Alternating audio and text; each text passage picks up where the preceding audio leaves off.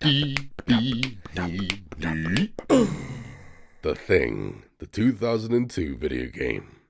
So, welcome to part 2 of me celebrating reaching 1,000 subscribers by reviewing the Thing series.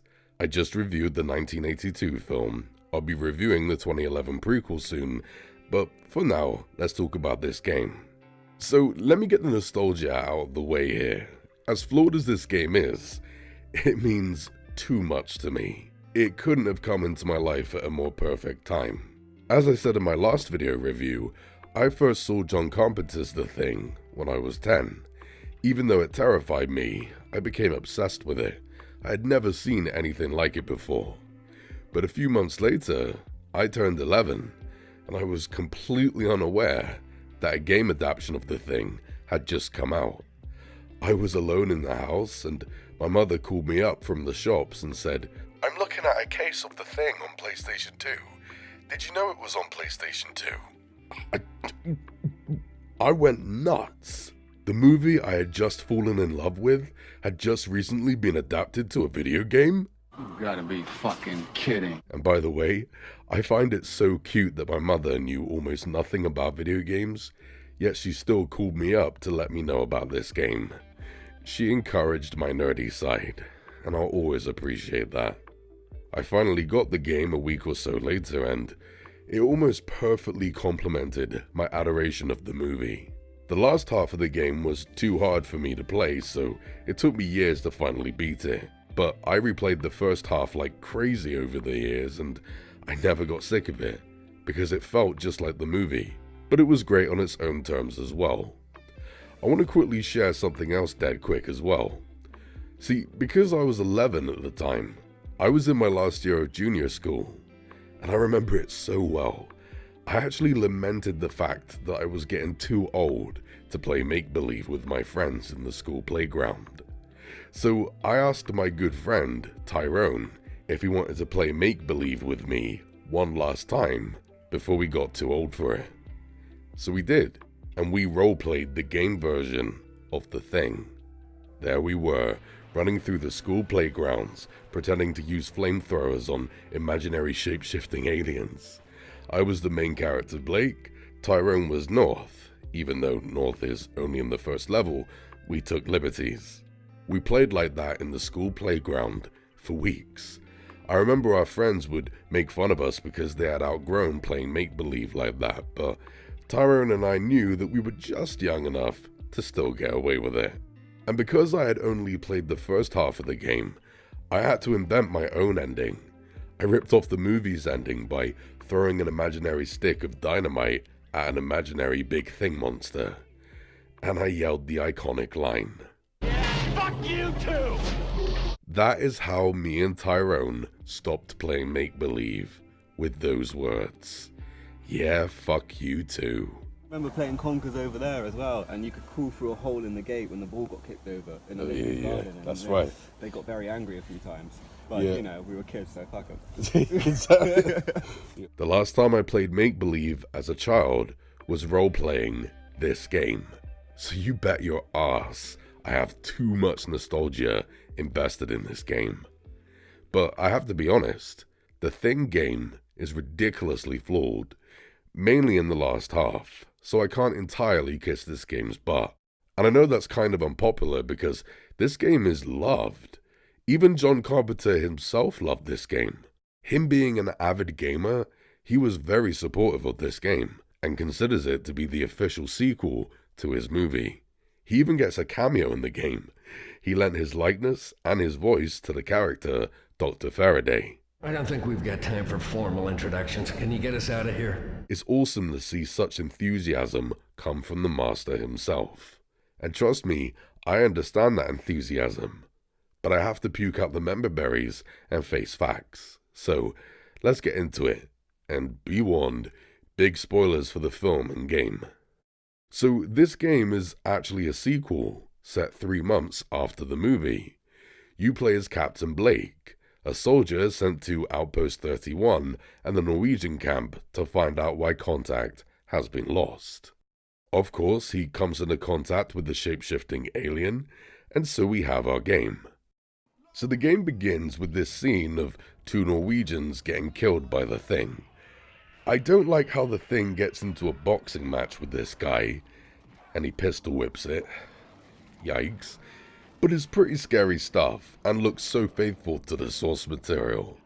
The footage cuts, and we hear someone cackling like an evil villain. More on this later. So, the first level has you exploring the remains of Outpost 31, trying to figure out what's happened to the characters from the movie.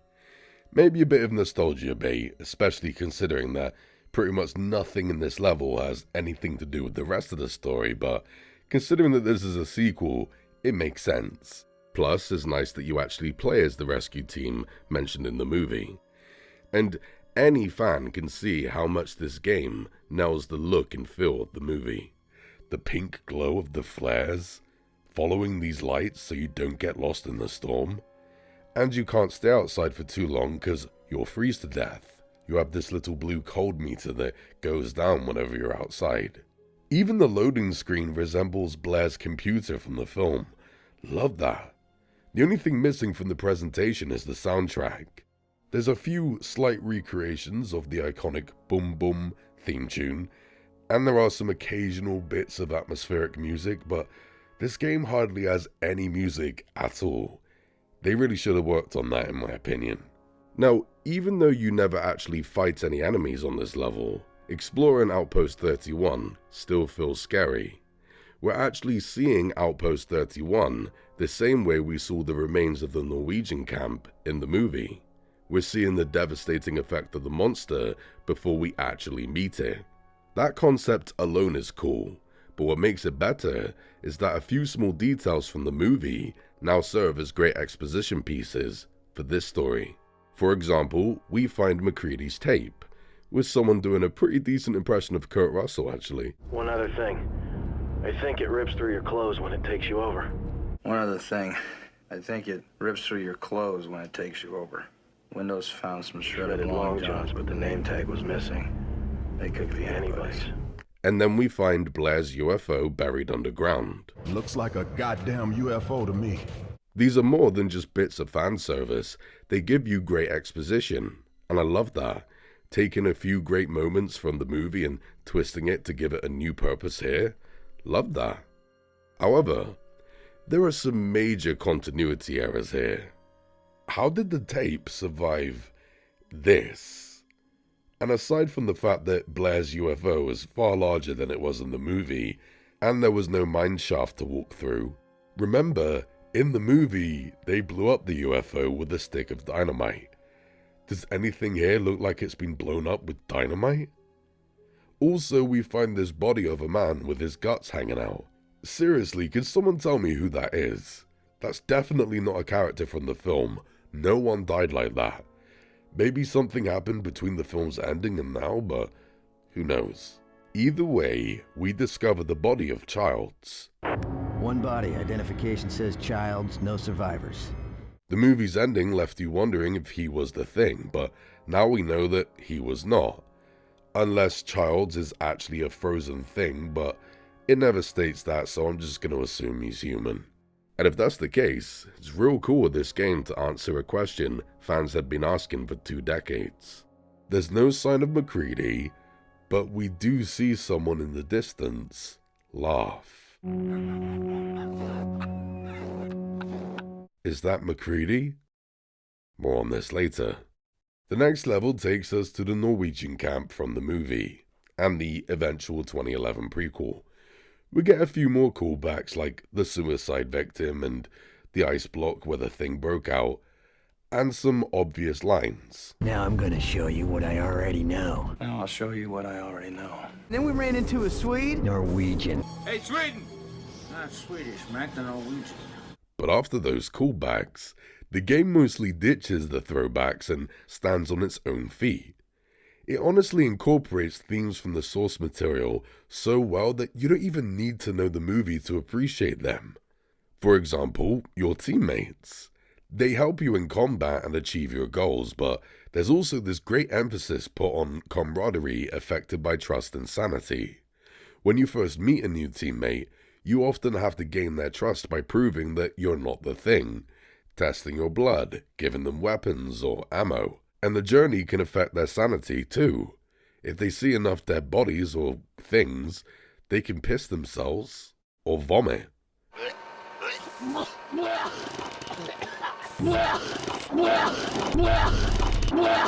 But the fear isn't just cosmetic. Teammates can get scared to the point of having nervous breakdowns. They'll snap, fire their guns in the air, and crouch on the floor, unable to follow your orders. The only way to get them out of this state is to give them an adrenaline hypo.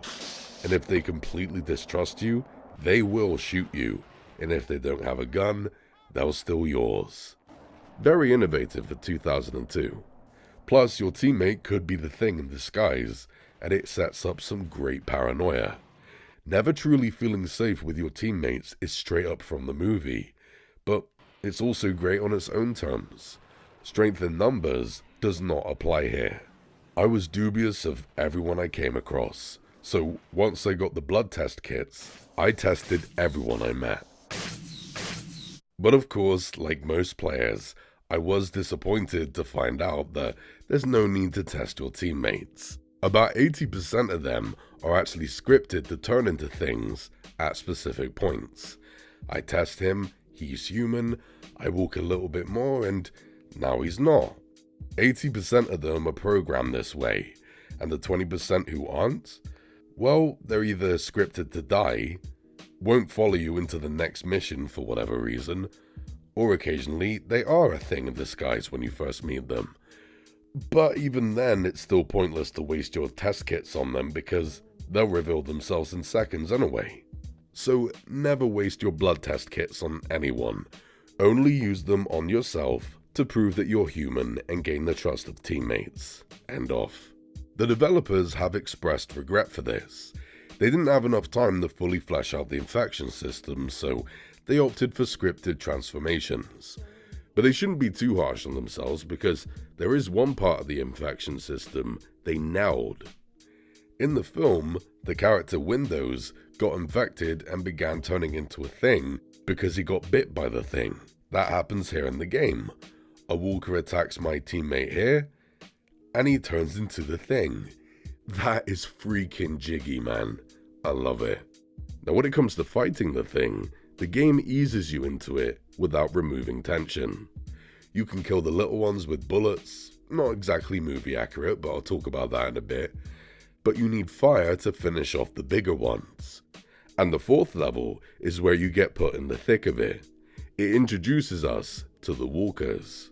And I love the way it teases the walkers with this little optional part. If you walk to the front corner of the base, you see this walker creeping outside the window. This image is what nightmares are made of, dude. The frosting on the window obscures your view and hides it so well. Now, it would have sent my imagination flying, but the opening cutscene already spoiled this thing type sadly, so there we go. On a quick side note, if you go outside to find this walker, you won't. It disappears once it gets around the corner. And that bothered me when I was a kid because, remember, the movie states that leaving the tiniest piece of the thing alive could lead to it spreading and taking over the world. 11-year-old me wanted to kill everything. So, after replaying this level for ages, I worked out how to finally kill this thing.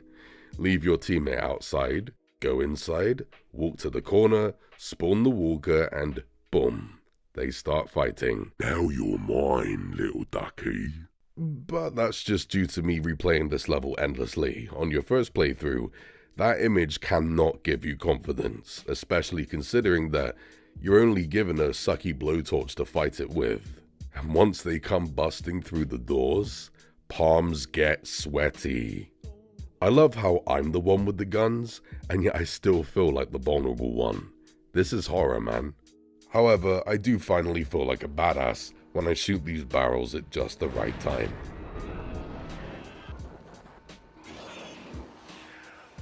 And I love this part too.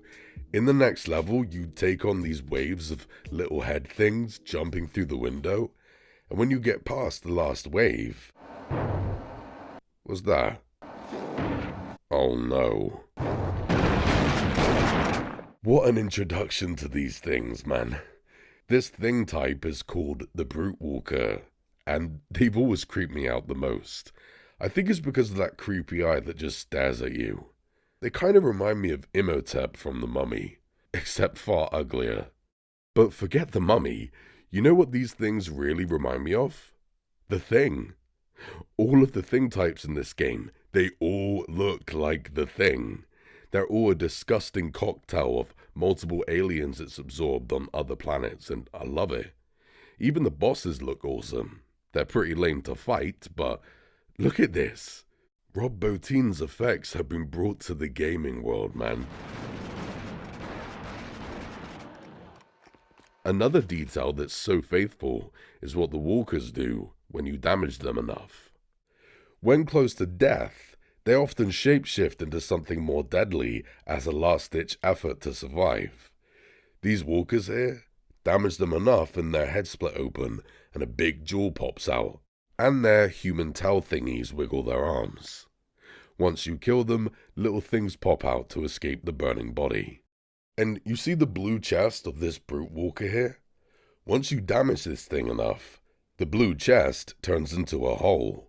A disgusting tube comes out of this hole and gives birth to a load of nasty critters all trying to stop you from killing it. This is all cool and creative just by itself, but as an avid fan of the film, I just eat this up.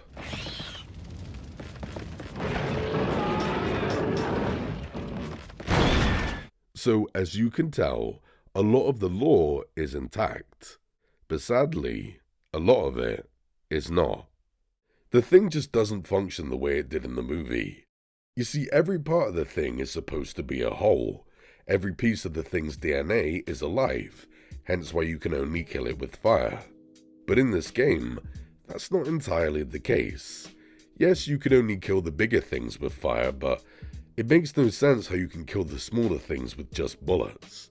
And you don't have to burn its blood on the floor, which should be alive.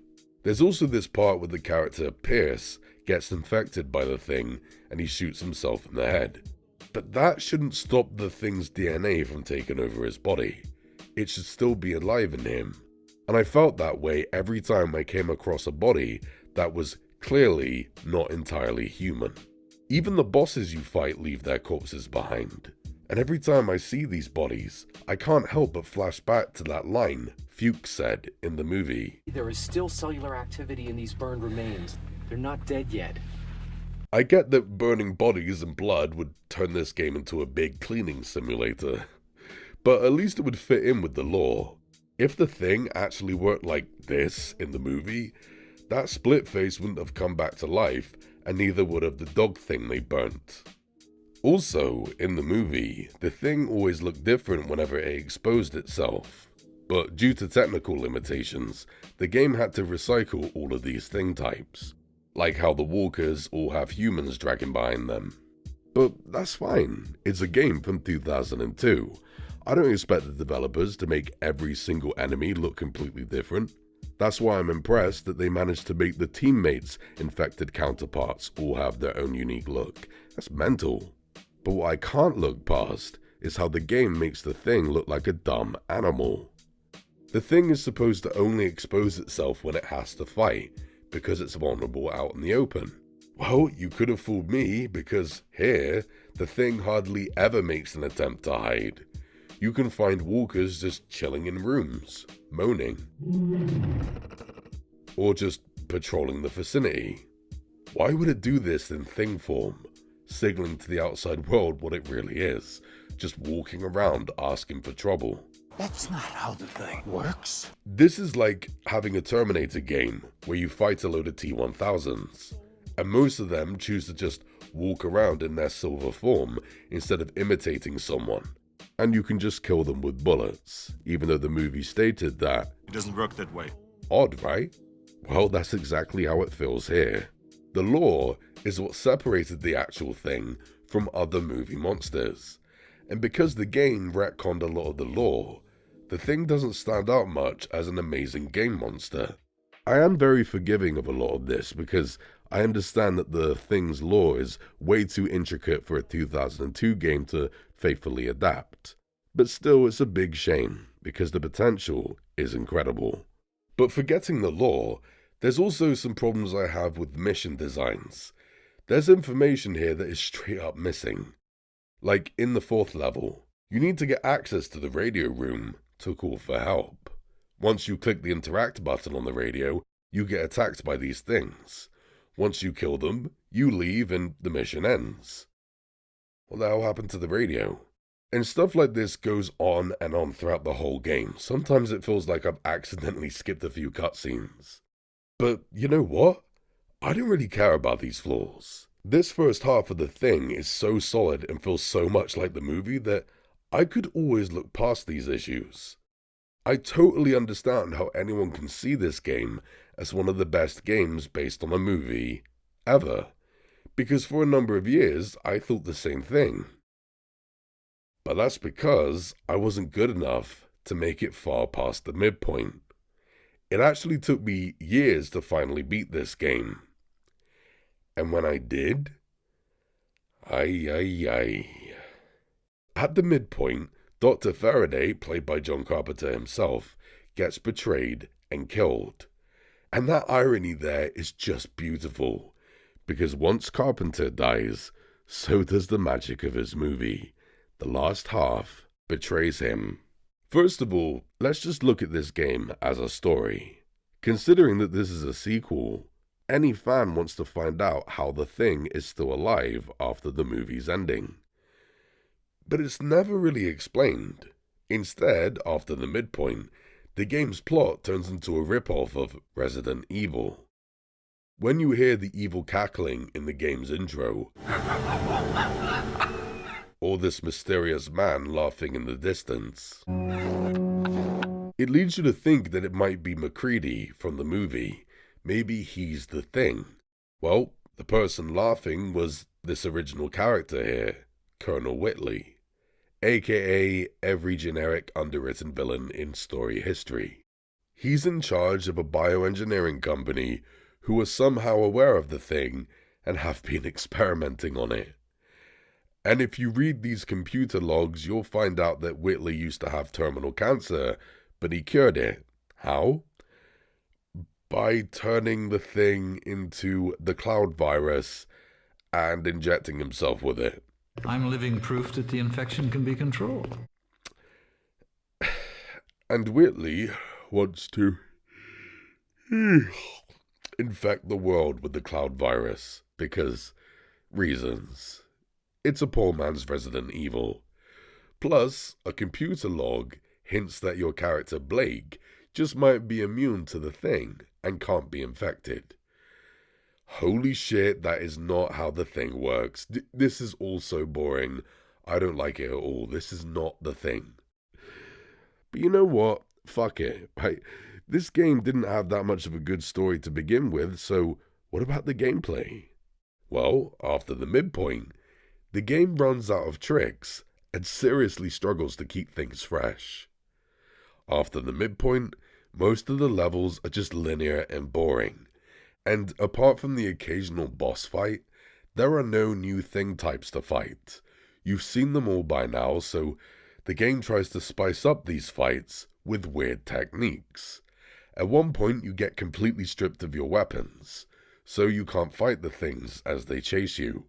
It sounds scary, but playing Ring Around the Rosie with a Thing around the table isn't scary. It's terrible.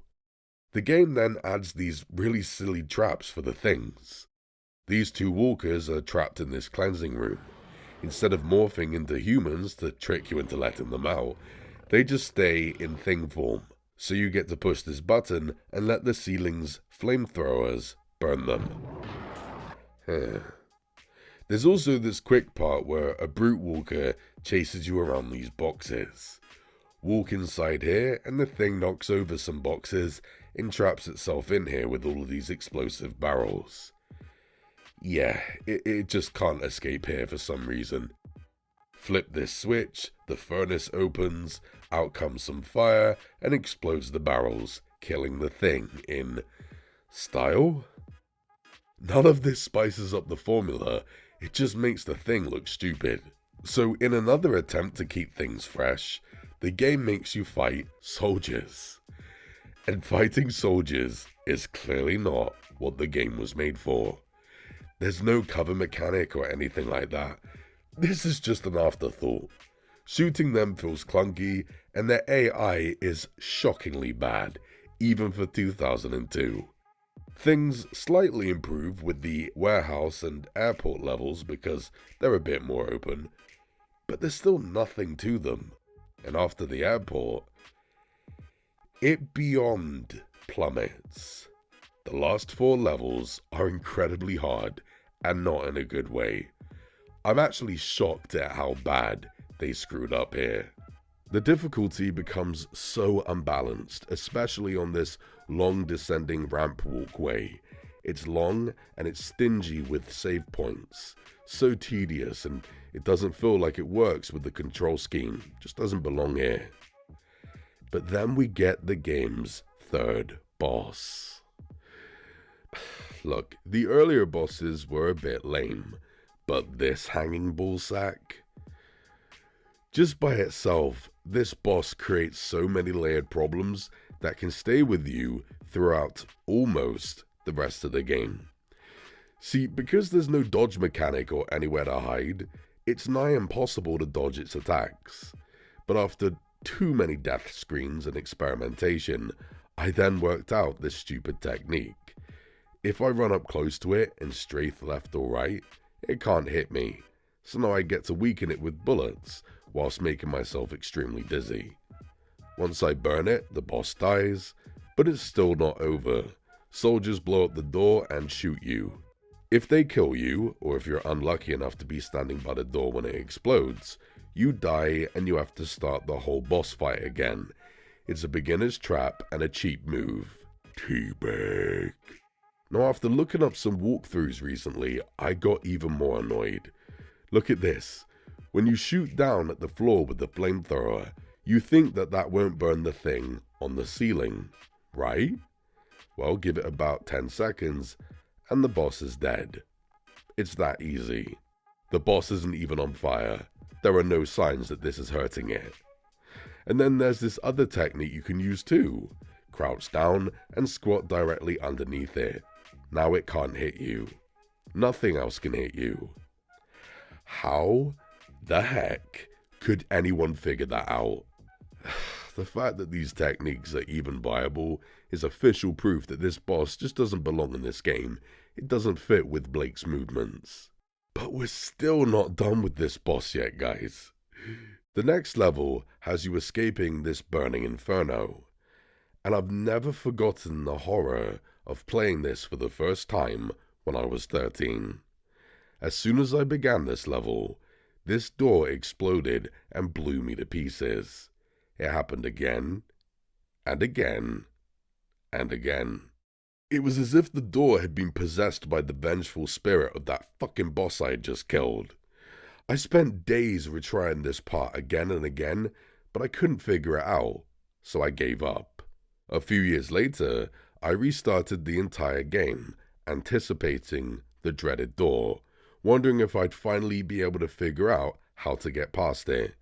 And after all of that effort, I made it to the door. It exploded again, but it didn't kill me this time. I then realized what had happened back when I was 13. You see, just after beating that boss, I only had the tiniest bit of health left.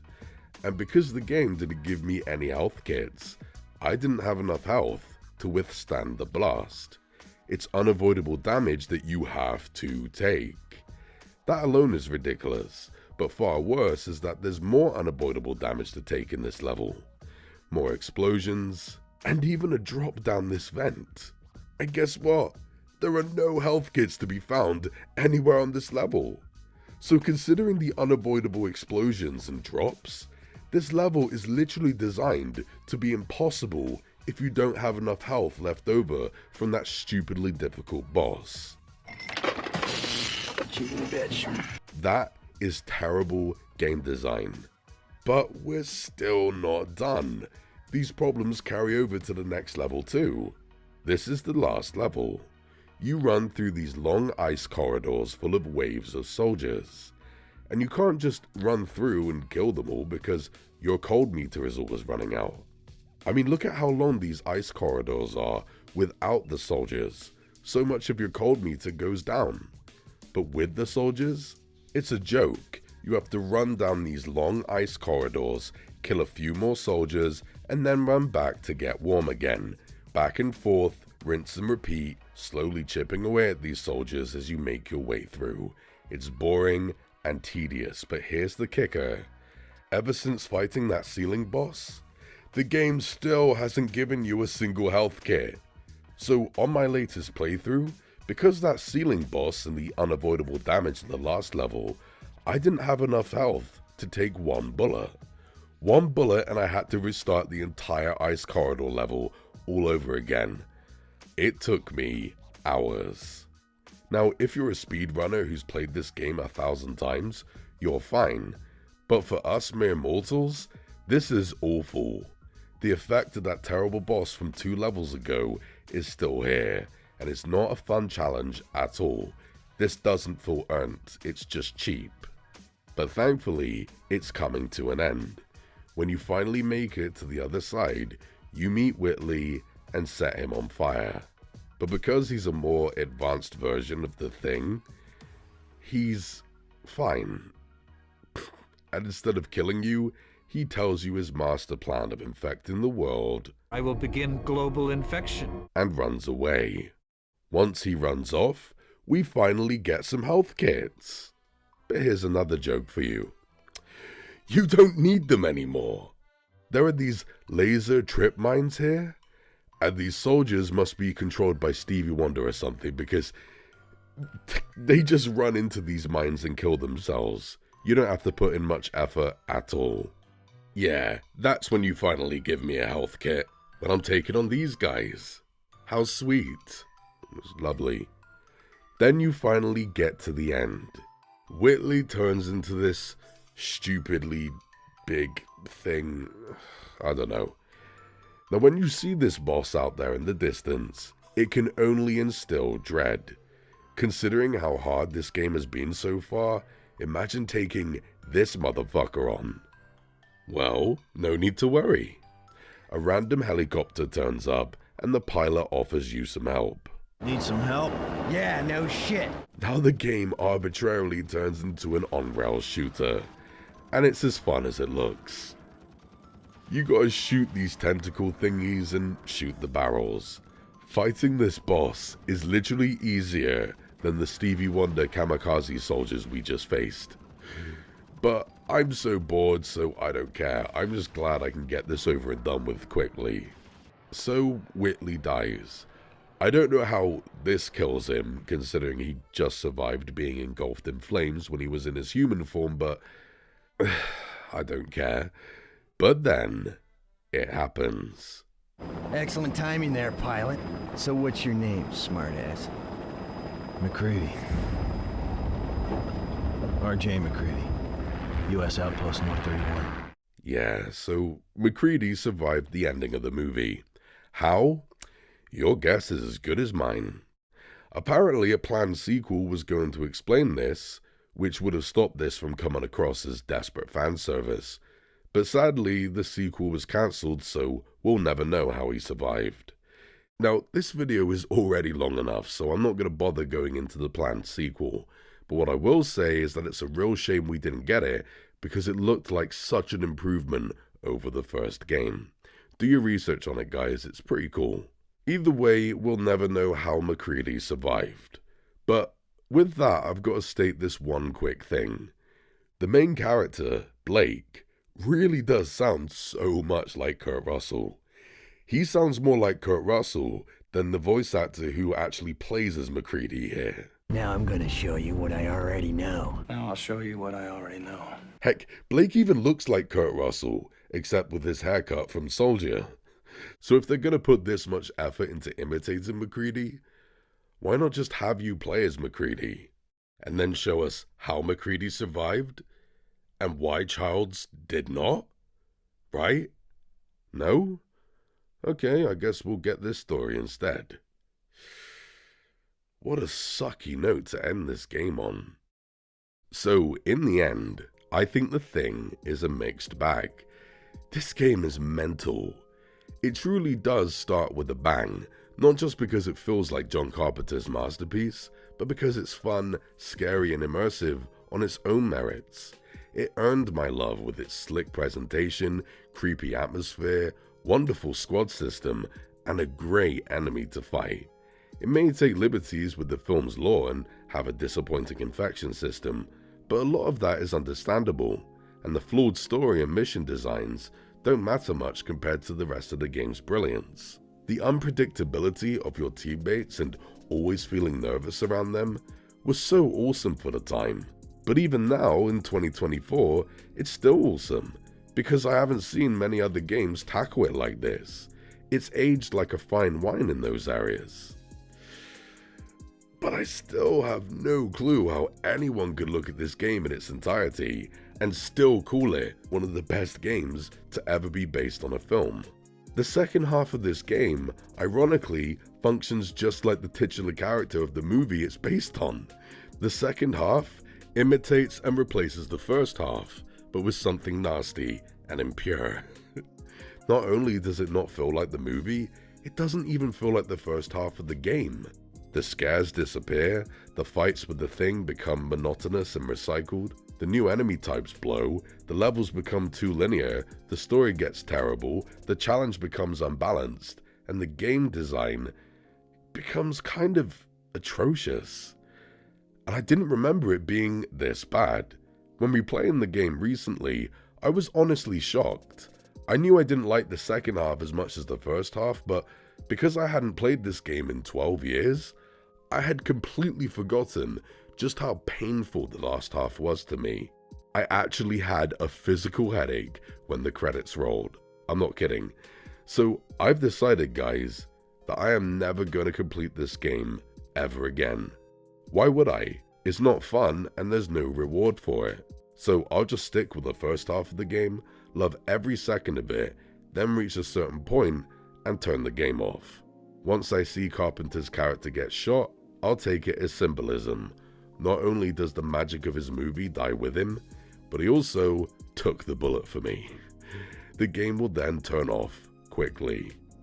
I have such wonderful memories with this game. Heck, if you watch the beginning of this video, you'll know that I get nostalgic just remembering how I even heard of this game's existence in the first place. But I can't let nostalgia cloud reality. This should be like an 8 or an 8.5 out of 10, but no, I have to give The Thing, the game, a 5 out of 10. Now, on to my next video of the 2011 prequel. Thanks for watching, guys. Stay jiggy. The badger appreciates ya.